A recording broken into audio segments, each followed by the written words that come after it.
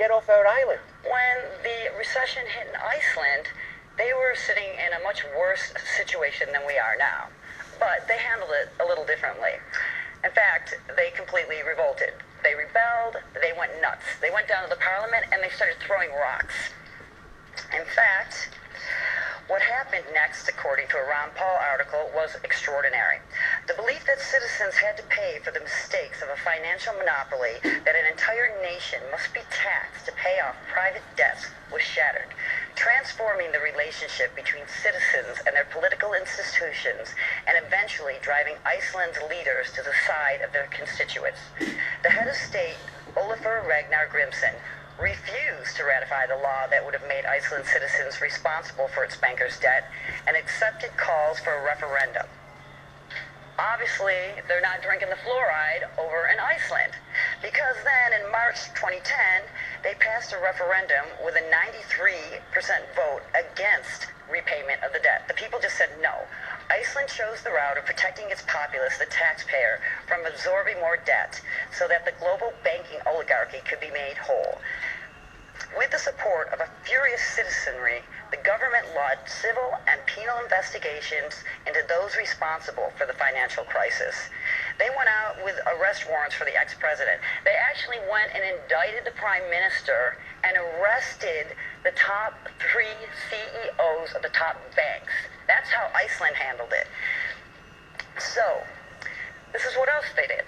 They forgave the debt of a quarter of their citizens. 25% of their citizens, they just said, no, you don't have to pay it back. And for those people that were underwater in their mortgages, over 110%, they forgave those too. Now, they didn't take that very well, the bankers that control everything. They threatened them, they intimidated them, they said when you go down, we're not going to give you any loans. But guess what? They didn't go down. In fact, they flourished. On top of it, they wrote a new constitution. This is what they did. The people of Iceland elected 25 citizens from among 522 adults not belonging to any political party, but recommended by at least 30 other citizens. This document was not the work of a handful of politicians, but was actually written on the internet. The constituents' meetings were streamed online, and the citizens could send their comments and suggestions, witnessing the document as it took shape. The Constitution that eventually emerged from this participatory democratic process will be submitted to Parliament for approval after the next elections. So they rewrote the Constitution. They actually threw the politicians out. They got people, normal people, that the other people at all decided that these were the best people, and then they put it online. I mean, talk about democratic. Okay, so how did that turn out? Everyone said it was going to go down, it was this big experiment, because we really haven't heard, right? Well, I'll tell you how it turned out. They're flourishing.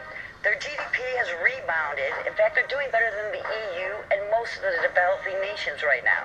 And according to the Fitch rating on Bloomberg, the unorthodox crisis policy response in Iceland has succeeded.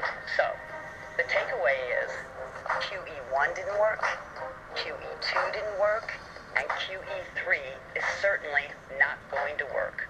Hyperinflating our dollar is not going to work. What will work?